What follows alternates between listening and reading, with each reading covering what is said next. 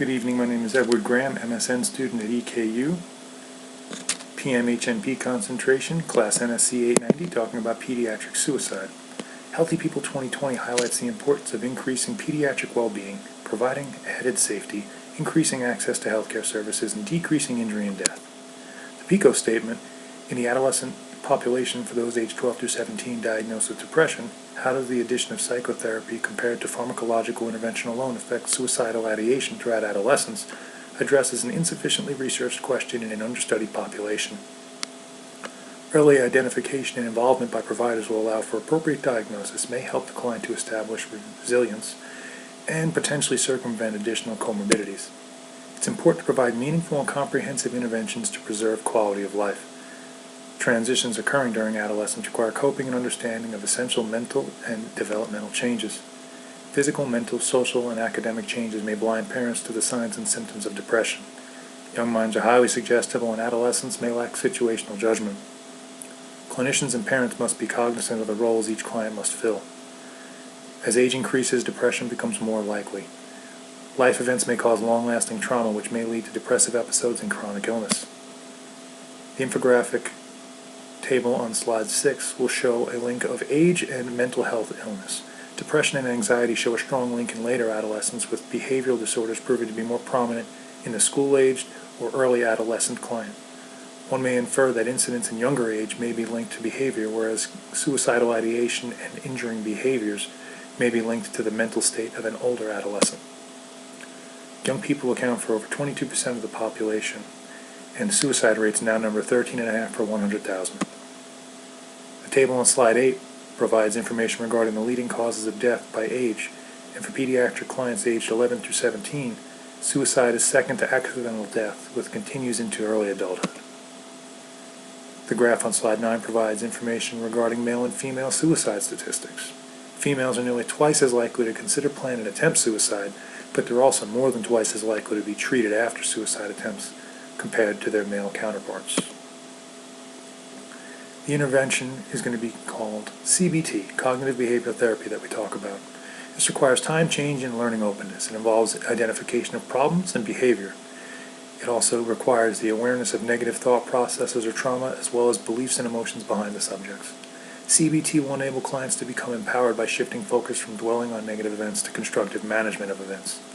The client will learn to understand emotions, behavior, and thought processes.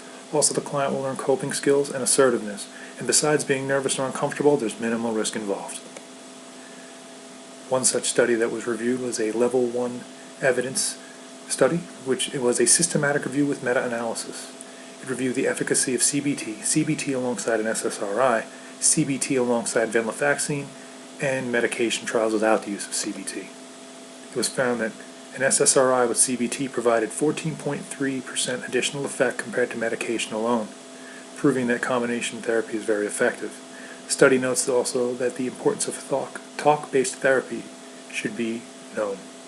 Lastly, some psychological therapy may have been accidentally incorporated into the medication-only groups through clinical management sessions.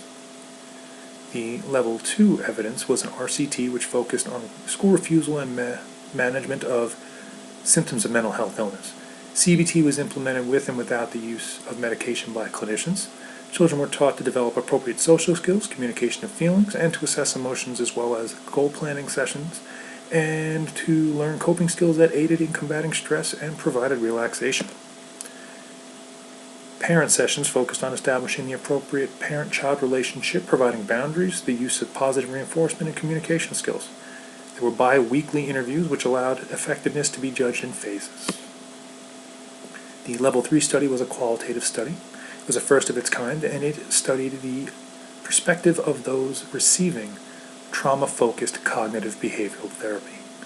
Clients were assessed before, during, and after therapy, with a follow-up 1 to 3 weeks after treatment. Understandably, the children in the cohort prior to treatment were highly suspect and some even evasive. Thematic analysis allowed the psychologists, which were the researchers, to establish data into objective codified sets, and they had continuous reviews of the themes, which allowed for organization. Continued review also allowed them to add strength to their study. The telephone-based follow-up interviews allowed for the added degree of openness and anonymity for clients, which allowed for more divulgence of information. Subjective findings were that results were positive, with many regarding Treatly as highly effective. Receiver and sender must work together, where they will form creative foundations on which to build, and that tactfulness and understanding allow clients to gradually form a working relationship. It should also be noted that the clients preferred empathy over sympathy, since it provided a feeling of easiness during discussions. Objective findings found that CBT added to medication regimen provided therapeutic results, and that there were fewer incidents of suicidal or self-injuring behaviors. Additionally, it should be noted that as clients age, the odds of treatment resistance increase.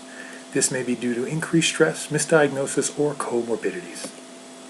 Each of the studies answers the PICO question. Adding psychological therapy will undoubtedly benefit the client.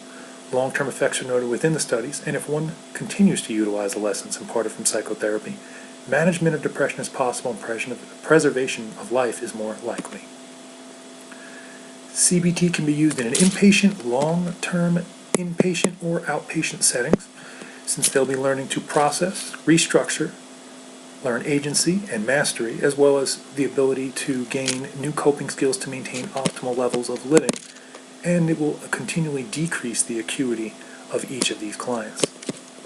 It's necessary to choose interventions that utilize a less is more approach regarding medication, and those that are always evidence-based. Thank you. Together, equipped with these skills and knowledge, I believe we can form alliances in the healthcare field to better serve those under our care.